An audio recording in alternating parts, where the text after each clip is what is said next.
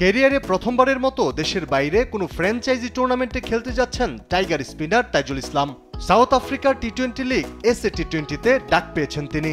এবারে নিলামে নাম দিয়েছিলেন 23 জন বাংলাদেশি ক্রিকেটার। এর মধ্যে চূড়ান্ত তালিকায় নাম ছিল 14 জনের। সেখান থেকে শুধুমাত্র তাইজুলকে কিনেছে ডারবান সুপার জায়ান্টস। তাইজুলের পারিশ্রমিক ধরা হয়েছে 5 lakh south African RAND, Bangladeshi মুদ্রায় যা প্রায় 35 লাখ টাকা। সামাজিক যোগাযোগ মাধ্যম ফেসবুকে এক পোস্টের মাধ্যমে তাইজুলকে স্বাগত জানিয়েছেন ডারবান। সেখানে টাইগার স্পিনারের একটি ছবি যুক্ত করে তারা লিখেছেন, স্পিনে জয় করে নিলেন ডারবানের হৃদয়।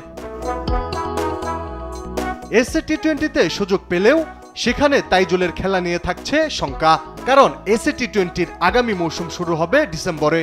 একই সময় শুরু হওয়ার কথা বাংলাদেশ প্রিমিয়ার লিগ বিপিএলও। তাই নিজের দেশের ফ্র্যাঞ্চাইজি লিগ বাদ দিয়ে তাইজুল বিদেশে খেলতে যাবেন এমন সম্ভাবনা খুব কমই বলা যায়। তাইজুল বাংলাদেশের টেস্ট দলের অবিচ্ছেদ্য অংশ হলেও টি-20তে সেভাবে সুযোগ পাননি। লাল সবুজ জার্সিতে সংক্ষিপ্ত সংস্করণে খেলেছেন মাত্র 2টি ম্যাচ।